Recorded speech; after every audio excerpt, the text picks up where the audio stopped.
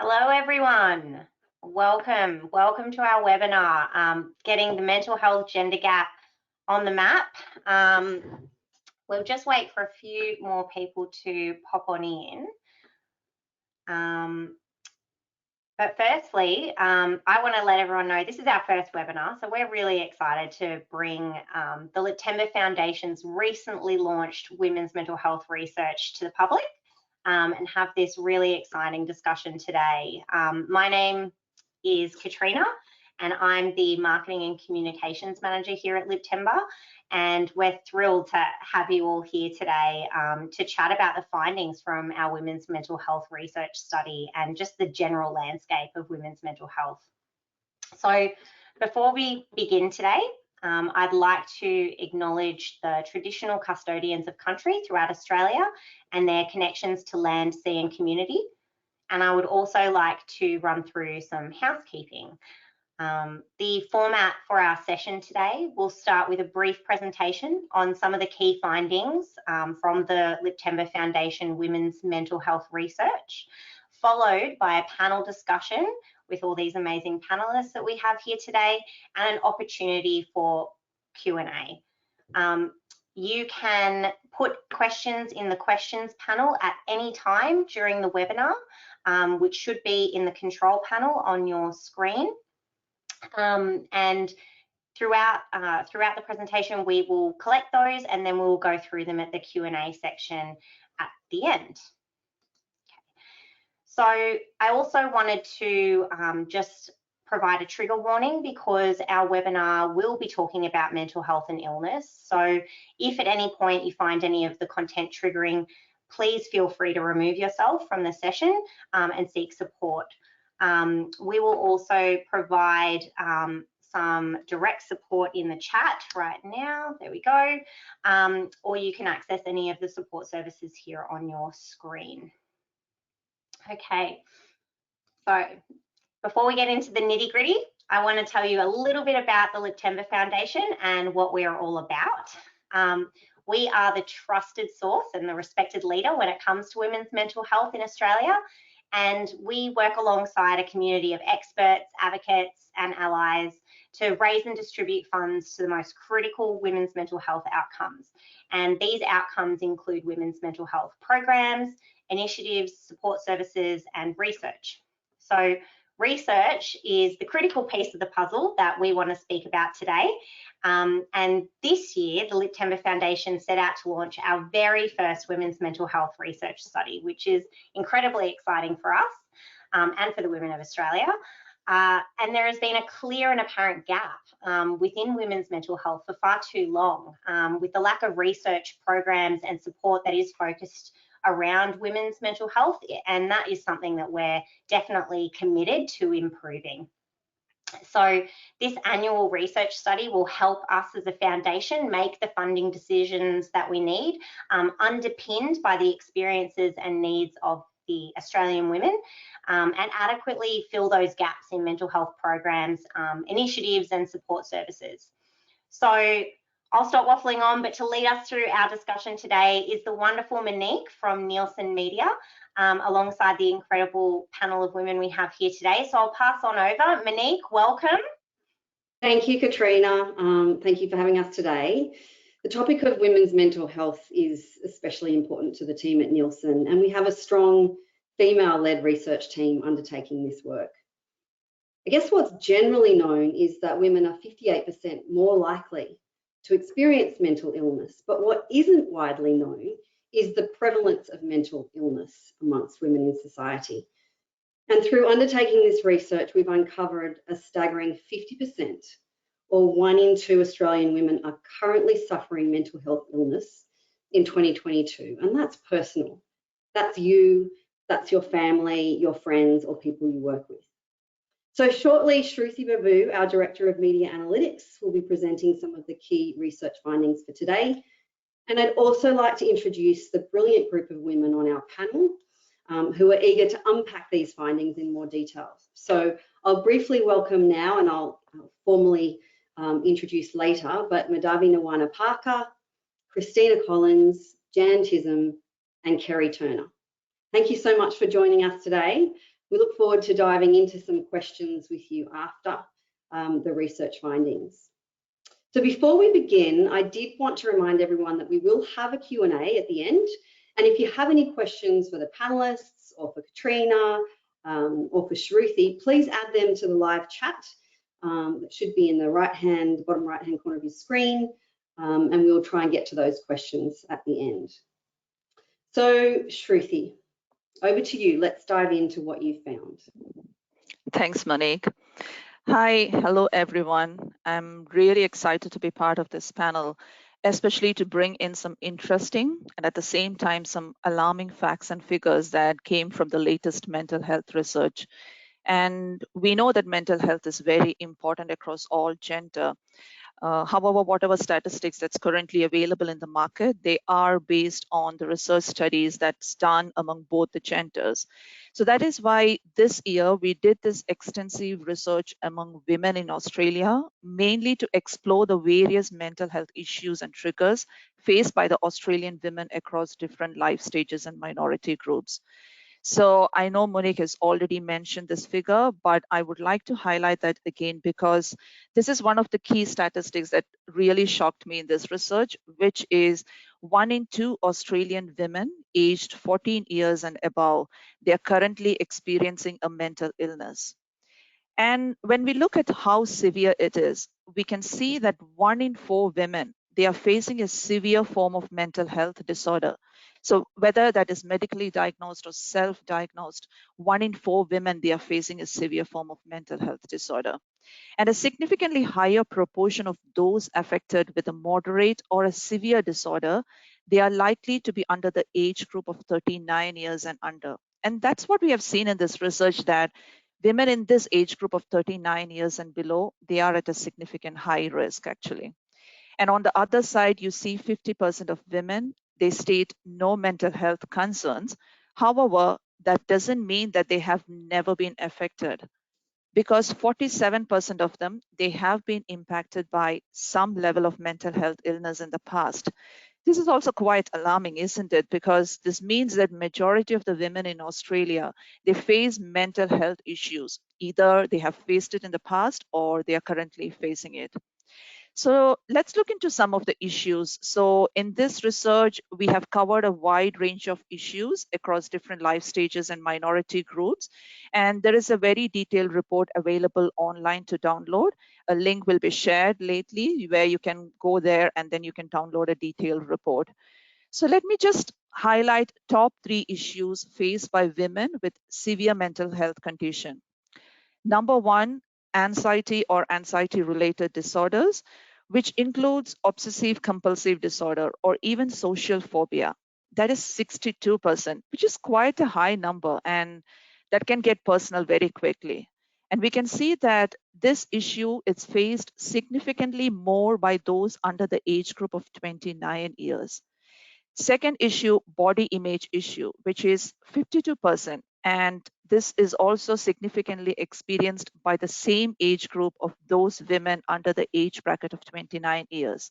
And in this research, we have seen that body image issues, it can also cause eating disorders. The third issue is affective or mood disorders, which is 44%, that includes depression. So as you can see, these numbers, we are not talking about like a 5% or a 10%. These numbers are quite high. So let's look into whether these women, they are seeking help or not. And we can see another alarming fact here. 52% of females who are currently facing a mental health condition, they are not seeking any help at all. And we all know that COVID-19 has had a significant impact. It had impacted many in different ways, actually. And in this research, we saw almost half of the women participants, they reported that their mental health has gotten worse due to pandemic. I'm sure most of you can relate to it. I can relate to it, like working from home, having an extended work hours, and at the same time managing household chores and multiple things. It's quite difficult. And that might be the reason we found 68% females under the age group of 39 years. They struggle to take out time to manage or even address their mental health issues due to their priorities in life. And in this research, we have explored various reasons as to why they are not seeking help. And we can see that the main reason is that they are not realizing it as an important issue to be addressed. And that is why we need to raise awareness. We need to raise awareness that this is an important issue to be addressed, to reach out, to seek help. And also we can see that 21% they are not seeking help due to shame or fear of being judged. Now, before we move into mental health issues by different life stages, let me just emphasize why gender matters.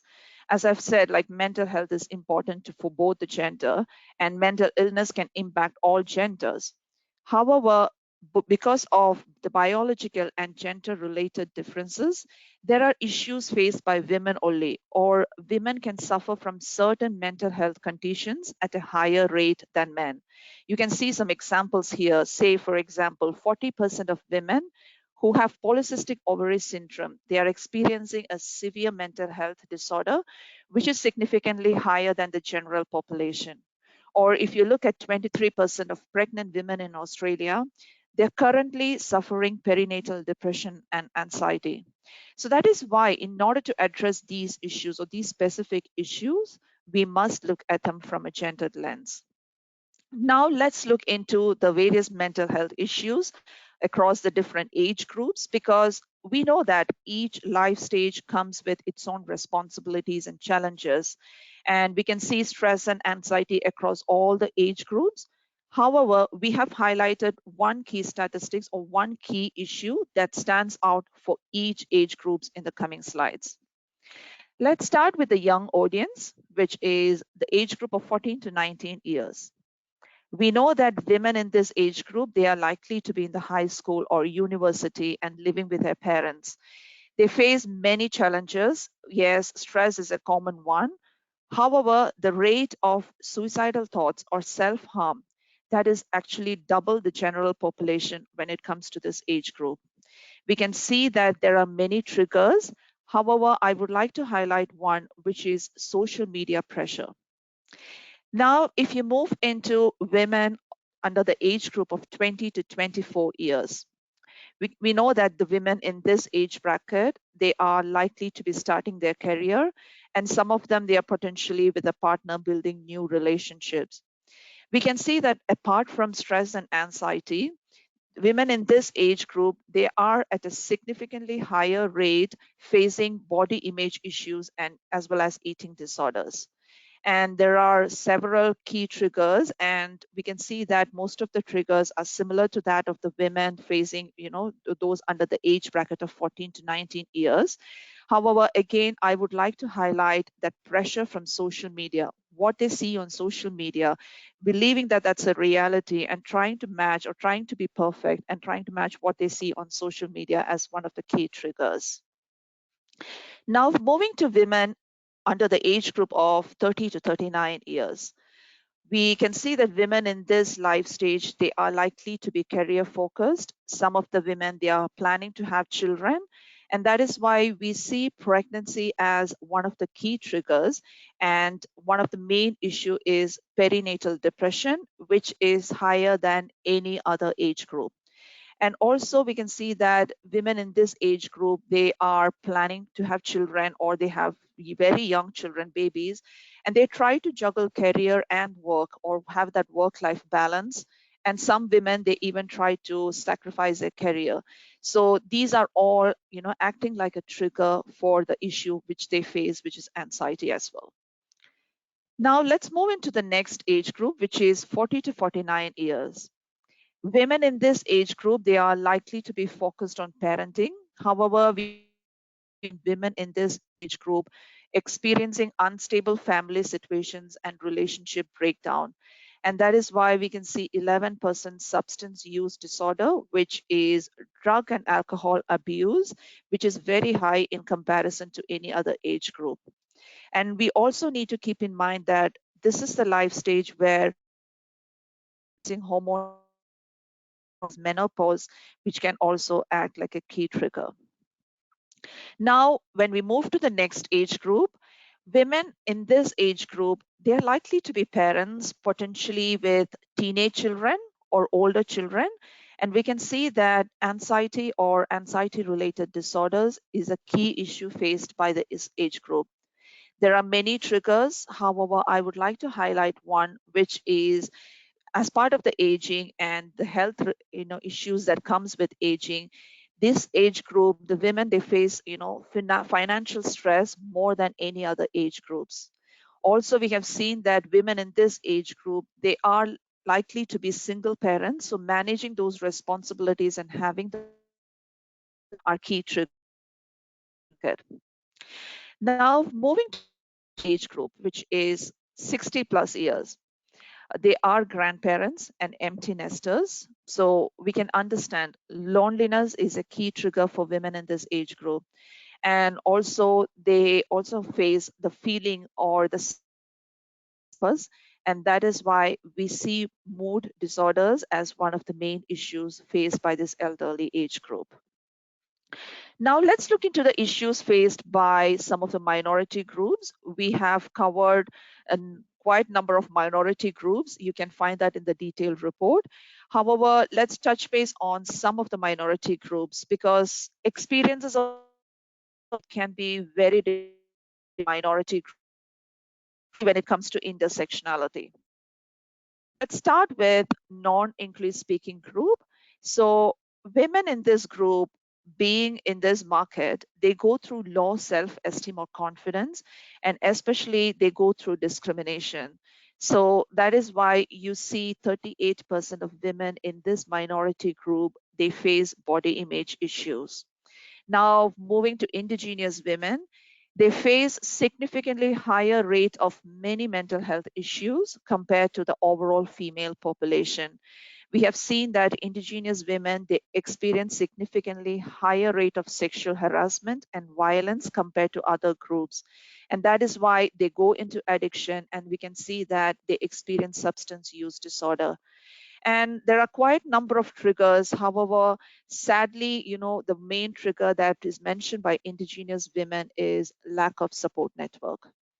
Now, if you look at women who face poverty and homelessness, except perinatal depression, most of the mental health issues that we have covered,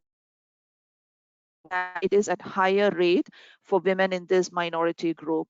And according to the research, we saw 53% of them experiencing anxiety disorders. However, 10% of those women who are having poverty or homelessness, they are experiencing personality disorders, which is double the national average. And they face many issues, and there are many triggers. However, they go through unstable family situation, emotional abuse, childhood abuse, and domestic violence. And now, if you look at women in LGBTQIA plus community, concerningly, 52% of women in this community, they experience body image issues. However, the rate of self-harm or suicidal thoughts, they are the highest in this group at a shocking rate of 21%. And women in LGBTQIA plus community, they go through childhood abuse and trauma. However, the key trigger is, again, sadly, it's a lack of social belonging and support networks. So we have seen what all issues are there, what are the triggers, and even at a higher rate. So before I conclude, let's look into the stigma or lack of awareness around mental health issues, because women believe that while there is some talk about the more mainstream mental health issues like stress, there is a general lack of awareness about more complex issues like psychotic disorders or personality disorders. Why the whole purpose of this research, it's not only to identify mental health issues or triggers, but it is to identify the gap. It is to raise awareness and build initiatives and support programs in order to encourage women to seek help. Because we saw the numbers, they are quite high, and shockingly, this can get personal very quickly. So now I hand over to Monique, and we can also listen to the amazing panel of women that we have here on their perspective and their opinion on the findings that came out from this research. And also after that, we can listen to Liptember Foundation on what are their key takeouts and what are their key action items. Over to you, Monique. Thank you. Thank you. Thanks so much, Ruthie. Wow, what an incredible set of statistics. And I know there's far more detail in the report outlining the landscape of women's mental health in Australia. We do want to explore this further with our panel. I'd like to reintroduce every one of the women on our panel so we can unpack some of the findings. So Madhavi Nawana Parker is the Managing Director of Positive Minds Australia. She's a Liptember Foundation Mental Health Advisory Panel member and a mental health professional. Welcome, Madhavi. We've also got Christina Collins. She's here today as a lived experience advocate. So we're going to hear from her today a bit about her own experience. Thank you, Christina. We've also got Jan Chisholm, who is the director of the Liptember Foundation. She's also the CEO of Muscular Dystrophy Australia and the director of Inclusive Australia. Welcome, Jan. And we're also joined by Kerry Turner, who is the manager for participation and partnerships for the Office of Sport, the lead of Her Sport, Her Way, and a former world champion in water polo. Thank you all for joining us today. So I'm going to start with you, Madhavi, today, because I guess what I want to hear is, from a professional point of view, I really want to hear about how the stats that we've heard today and some of those findings actually translate into what you're seeing every day in your professional world.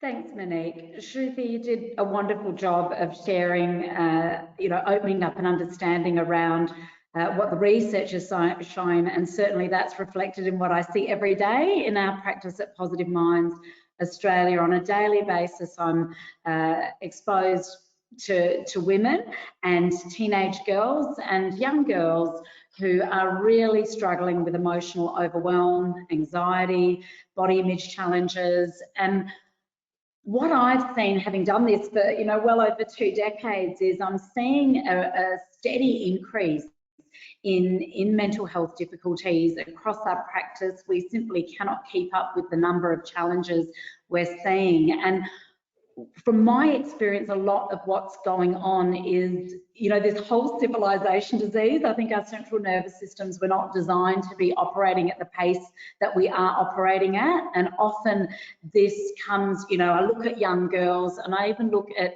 the women that I work with.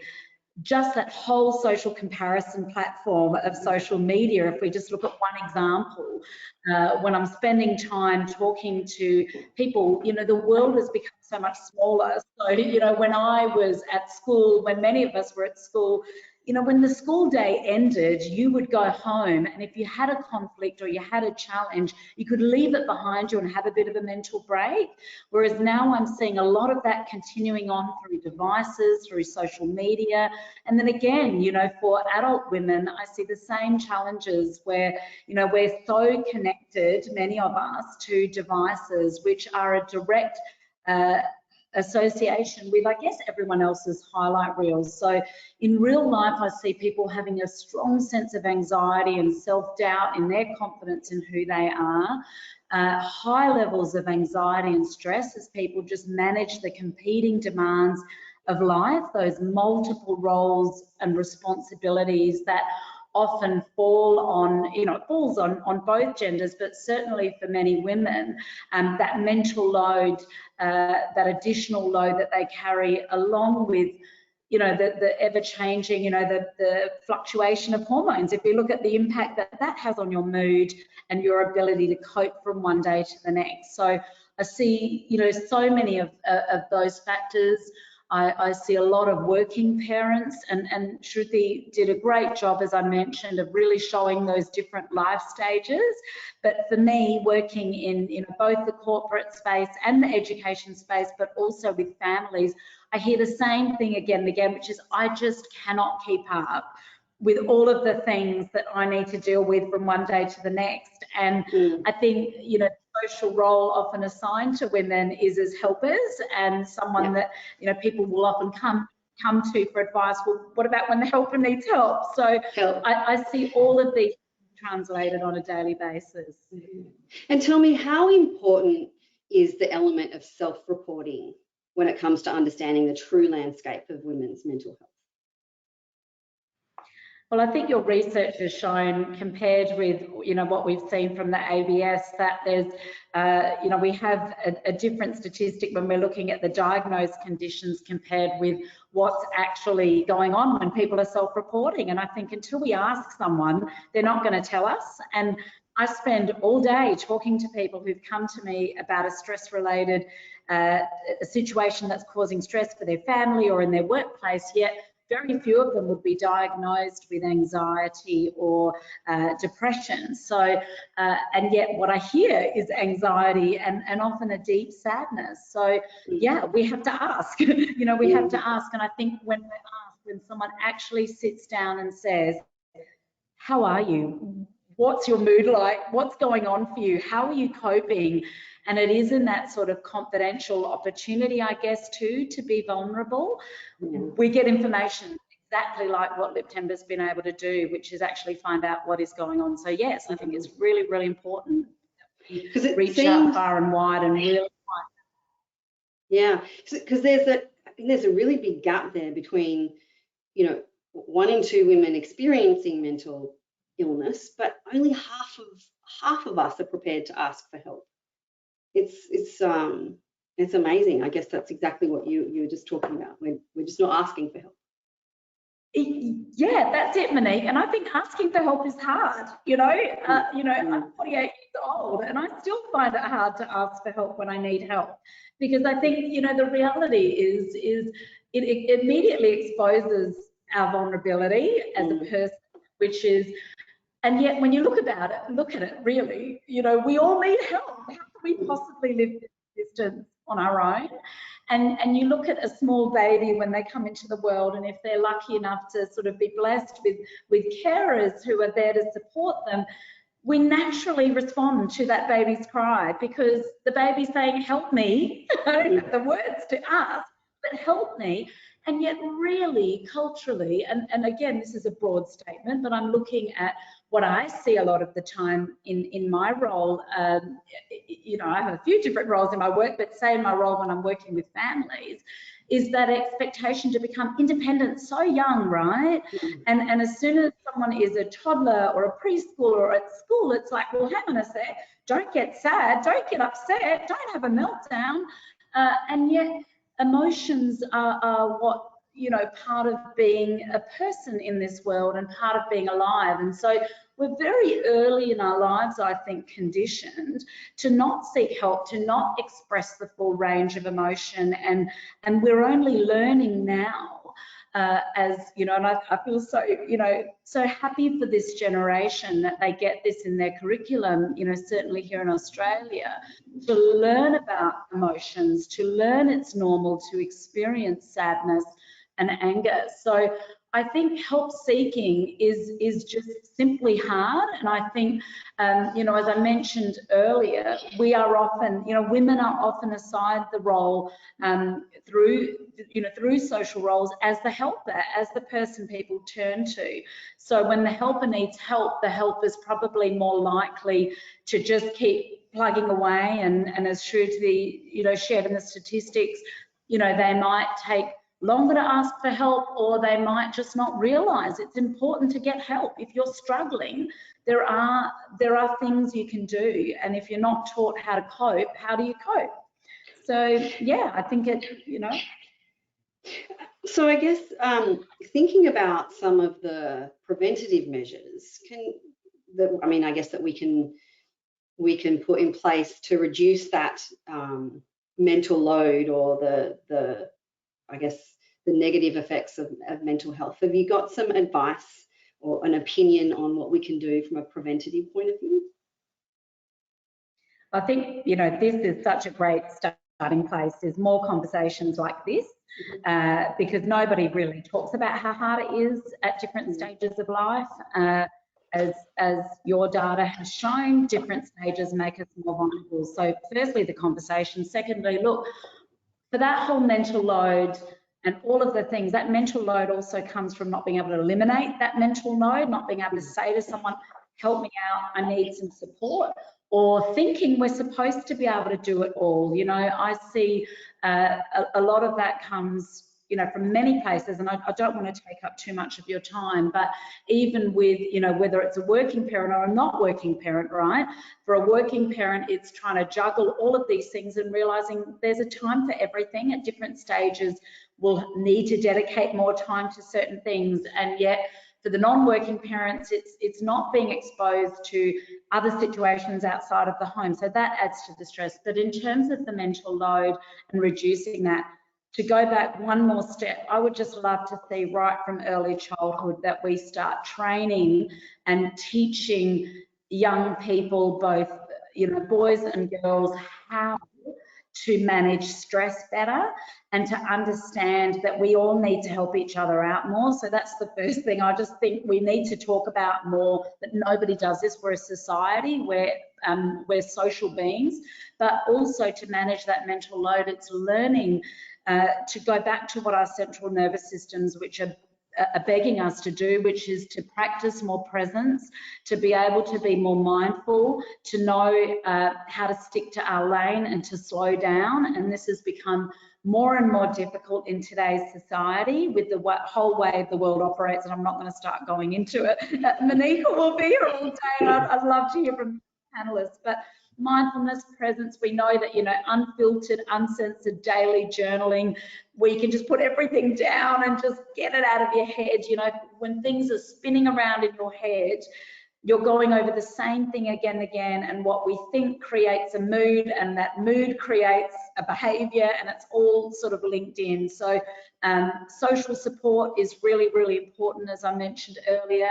And I think just talking about it, we know the obvious ones: deep diaphragmatic breathing, exercise, nutrition, all the stuff that's really hard to do as well when you're busy and juggling competing demands. But I want to hear from the other panelists too, so I'll pause there. That's given you a little bit there. Thank you very much. Christina, when it comes to women experiencing severe disorders, I guess the majority of them are experiencing anxiety or mood disorders.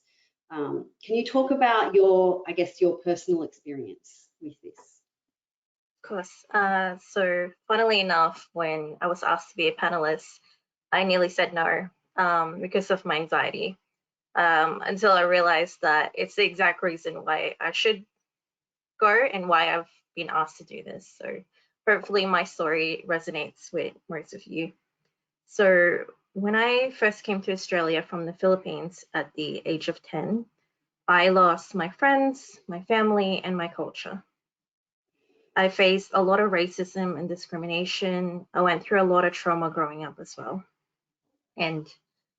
But I knew I had depression from a very young age, and because mental illness was affecting every part of my life, and my relationship with people became strained, and every day just became like a battle of survival for me. When I expressed those concerns with my family, they laughed and they didn't take it seriously, which was really hard as, you know, a 13-year-old. And in my culture, I grew up in mental health is not something you talk about. You know, you barely even go to the doctors for a physical thing, yet alone talking about mental illness and saying that you're struggling with that. So that experience really set me back, and I didn't seek professional support until I was in my early 20s, where I was diagnosed with depression and anxiety. So, sorry, breathing. There goes that anxiety. This is hard. We're putting you in a difficult situation, but I think it's really brave for you to tell your story today. Well, so getting that diagnosis and finding the right psychologist to give me the tools that work for me personally, and what I needed to actually cope, helped me start finding ways to actually live my life, and rather than just surviving it. And you know, this is why I really support Liptember and the work that they do, just to spread that awareness, so that, you know, that stops a lot of the stigma that's still there, and it provides that research that really helps improve the quality of support that we're providing to people like me. So That's why I love Liptember. Well, and I mean, from your story, it was asking for help, and then you had to ask for help again, really, didn't you? So it was multiple attempts at asking for help. Tell me, I mean, for you, what's the most concerning of the stats that we presented here today? Is there something that stood out for you that you wanted to talk about? Definitely, just personally, for me, the most concerning is the 20% of teenagers are suicidal or self-harming. With my past experience, obviously, and I also worked as a youth worker for 9 years, I found that research was really prevalent with those young people, and that alarming is that statistic is really alarming, and it's really concerning because we could really lose a lot of young people. But you know, the research that is there helps us have those preventative and early intervention programs so that we can actually develop them earlier and provide them to young people. Yeah, it's a really good point, and I know it's something that Katrina will touch on as an outcome of the research that we've presented here today. Thank you so much, Christina, for talking to us. Jan, I wanted to ask if you could describe the importance of these statistics when it comes to gender-specific conditions, so endometriosis, menopause, and fertility issues, and I guess the impact on mental health of those gender-specific issues. Thanks, Monique, happy to. And thank you, Christina, for sharing your experience. It's really powerful to be alongside you on this panel. Yeah, thank you. Look, I think we all know, and the statistics show that our physical and our mental health are just so intrinsically intertwined. And I think right from the get-go, Liptember's recognised that the importance of things like pregnancy, infertility, menopause, endometriosis, all those things have lifelong significant impacts on a woman's life experience and her mental resilience and strength at various points in her life. And as somebody who works with people living with a chronic degenerative illness, as I do at Muscular Dystrophy Australia, I mean, I think what we see is that very often, these conditions are under-researched. The health conditions themselves are often under-researched. There's a dearth of research in women's specific health issues. But then when women are dealing with those biological-driven health issues, the connection to their mental well-being and health is then often ignored, that we're so focused on supporting them with their diagnosis. We're not saying, well, what does this mean for you and the rest of your life and your life experience and well-being? So I think for me, that's the power of Liptember, is that research like this is then going to drive funding and focus into projects that really bring these connections together for women. And we saw some stats about high-risk minority groups, and they really look to be under-supported and I guess slipping through the cracks. So I guess, what are some of the ways the Liptember Foundation is going to make sure that we're supporting these groups? Yeah, I mean, I guess for me, knowledge is power, and there are some startling statistics that came through in the research that Liptember have commissioned. But I think it highlights the importance of considering all facets of a woman's experience, you know, sexuality, experience of homelessness or violence. I mean, everything, you know, that word intersectionality, but it is all about every aspect of a woman's life at every point in her life.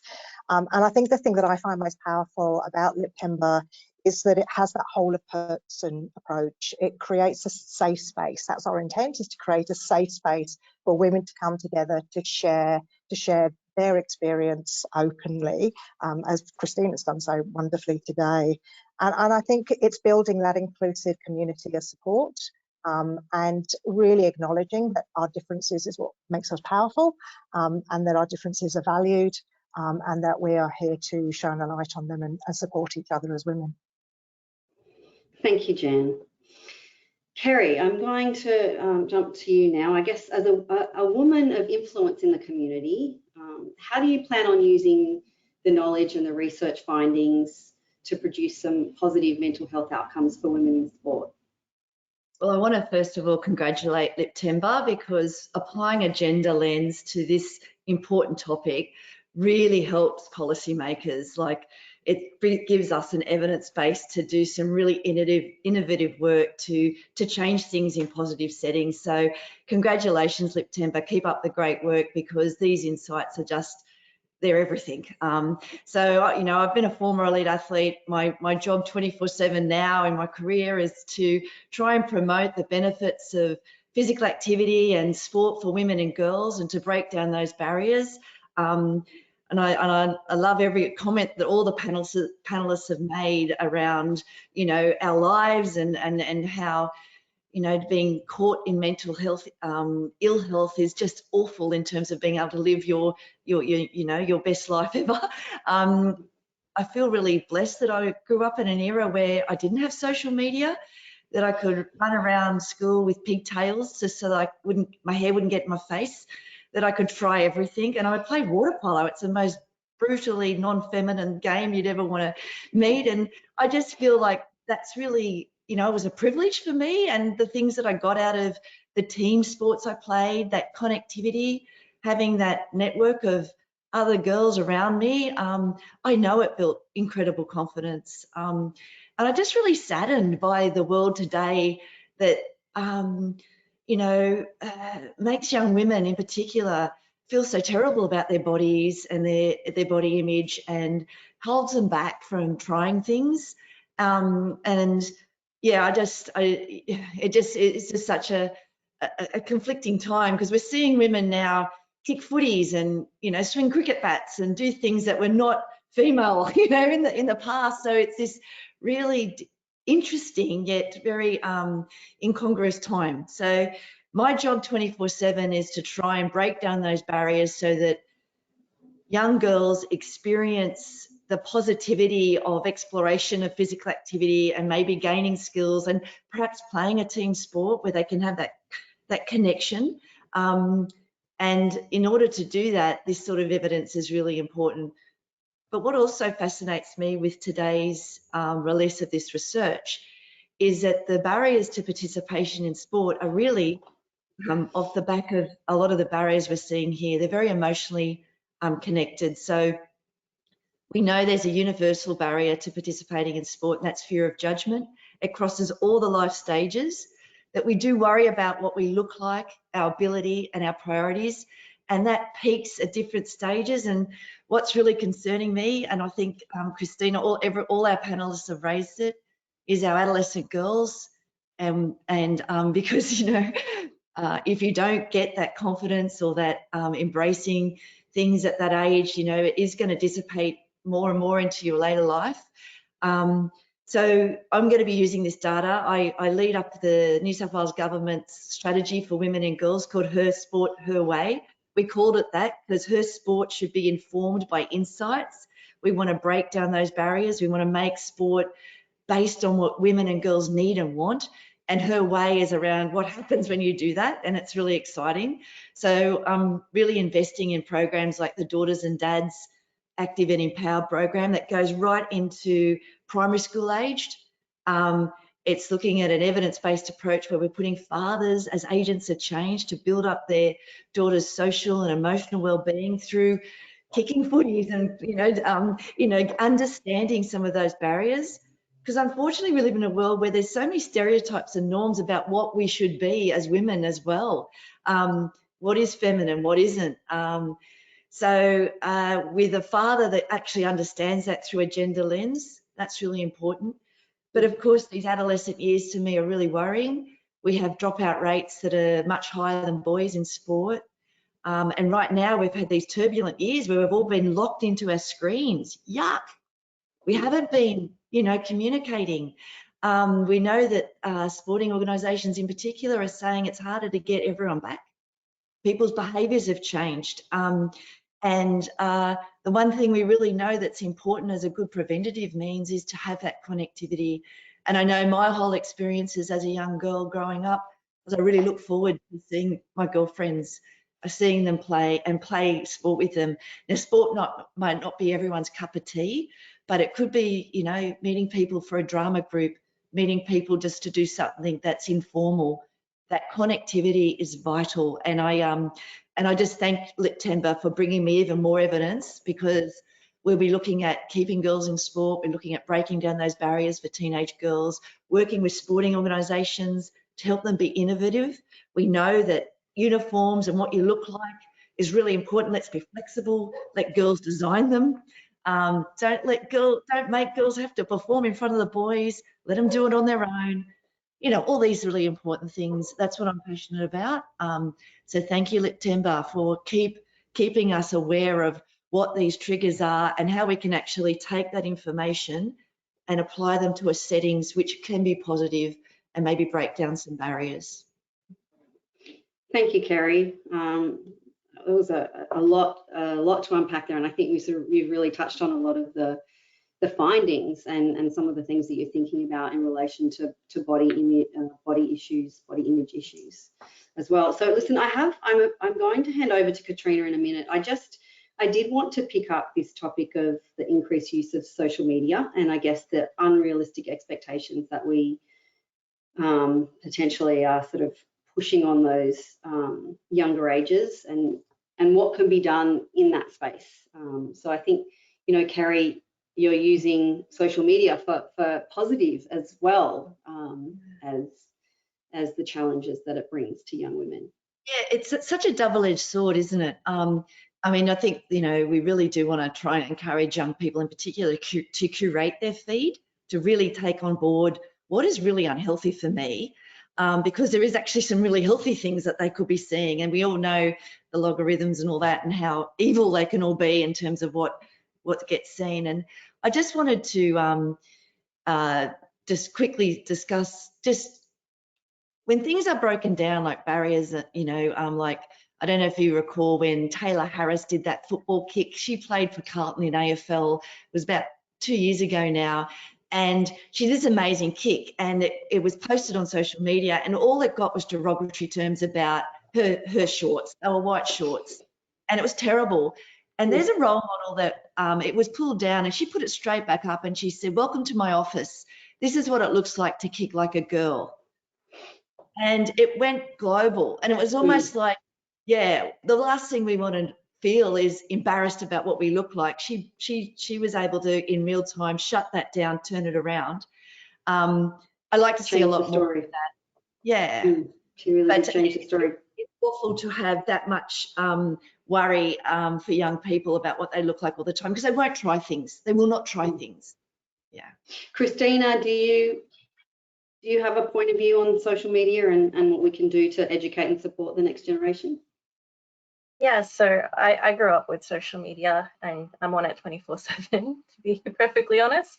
But for me, I was really lucky because in high school, I had a media teacher who taught me, you know, how much work goes into one picture. You know, the amount of photo editing, the airbrushing, the angles that they use, and not to mention celebrities.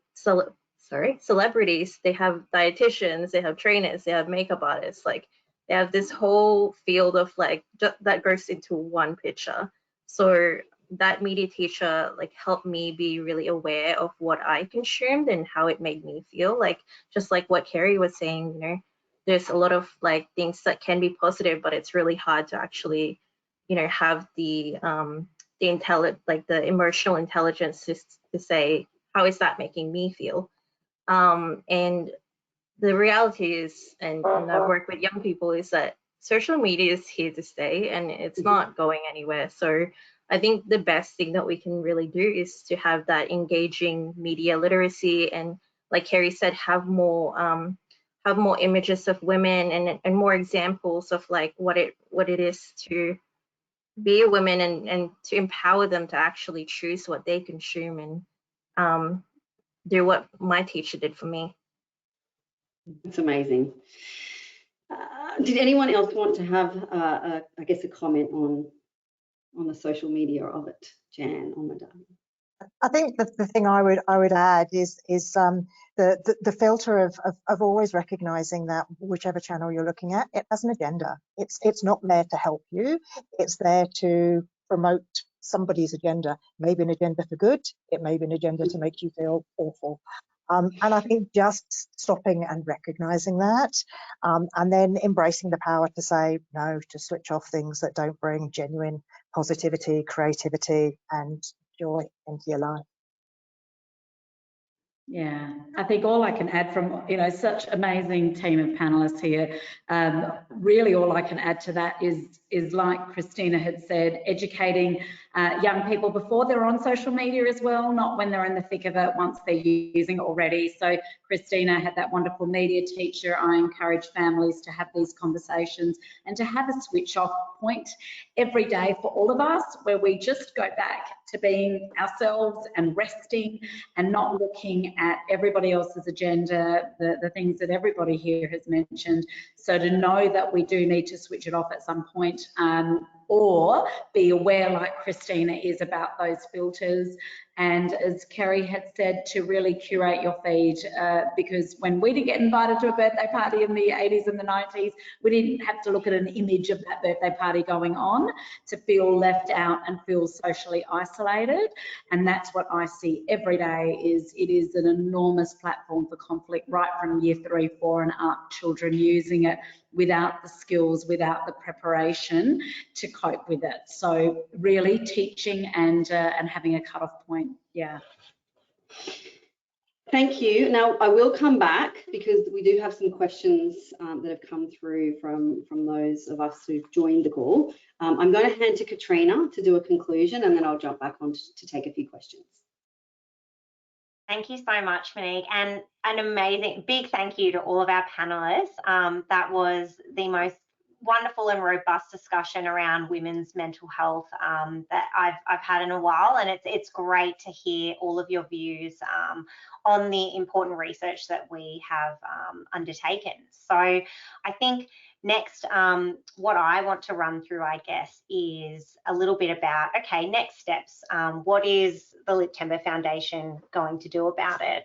And I think before I do that, I wanted to, I guess, let everyone know about our informed impact model and what that is. So we are led by our model of informed impact here at the Liptember Foundation, and this model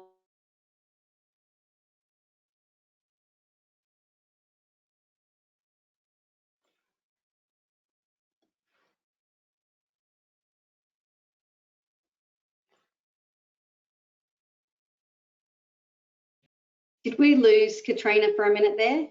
Yeah, I think we did. Okay, so what I'm going to do is I'm going to wait for Katrina to jump back in so that she can catch us up with her close. But I will jump in and ask a couple of questions if I can. There was some questions there about women who perhaps want to seek help but can't get access to it or afford it. And I wondered if anyone on the panel had an answer to that question for me.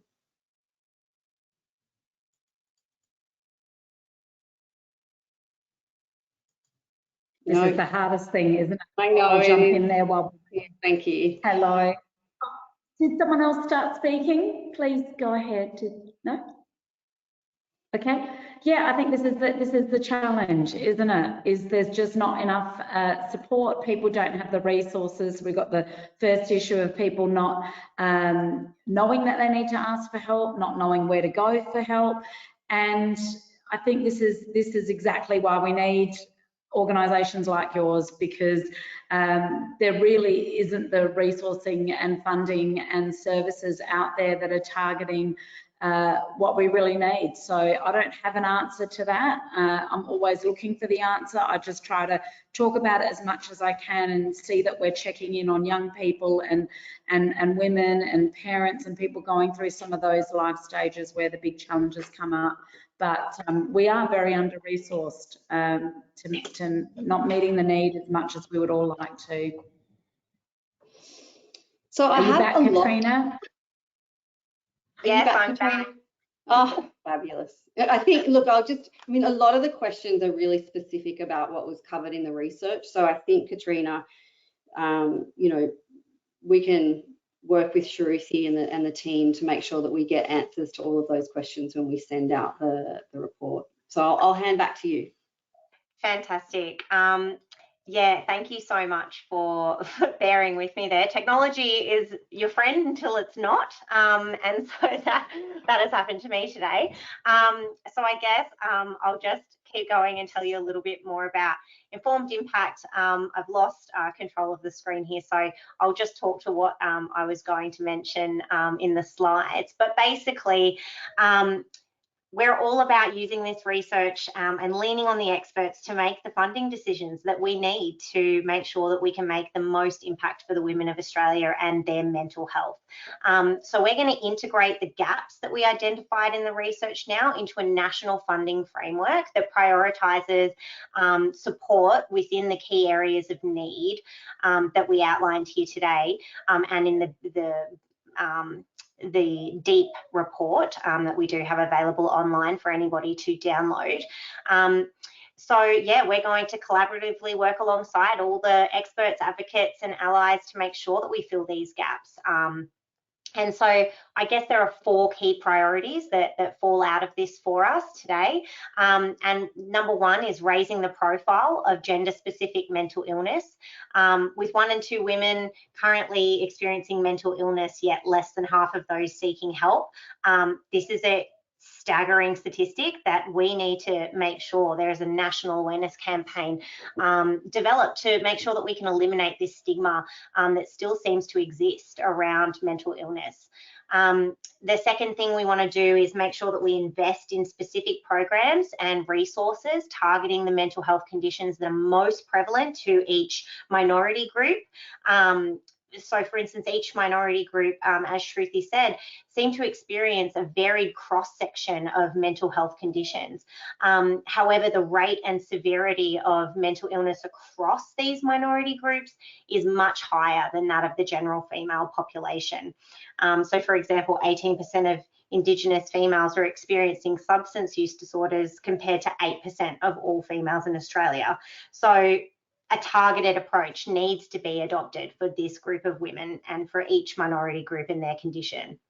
The third thing we want to do, because I'm conscious of running out of time, is invest in specific programs and resources that target the mental health conditions that appear at each specific life stage of a woman's life.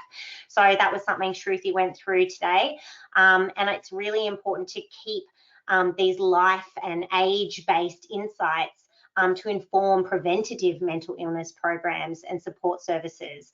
And fourthly, and lastly, we're going to continue to invest in this gender-specific mental health research. The findings highlight an enormous amount of valuable statistics that will help us underpin future funding decisions. So yeah, so we've got one minute to go. So I think I'll wrap up now. But basically, any of the questions that did come through, we got quite a number in the chat. I'll make sure that we answer all those offline and put them in a follow-up email after the webinar has finished. Everyone will also get a recording of today's session if they did want to go through and or share it with anybody. But yeah, I guess the important things for me to do is thank our amazing panelists here today. Thank you so much for your time and your insights and bringing to light this amazing topic of women's mental health. I hope that everyone here has found this discussion really helpful and informative. I also want to remind everybody that we have done a really intensive full research report that follow up all of these statistics. So please head to the Liptember Foundation website to download that report. The link is in the chat there as well if you want to use that. But yeah, basically please help us share and amplify this data, help us get the gap on the map. And let's help make sure that the women of Australia get the mental health help that they need, where they need it, when they need it, at the right life stages. So thank you everyone for joining us today. It has been amazing, and yeah, enjoy the rest of your day. Thank you everybody for tuning in. Thank you. Thank you.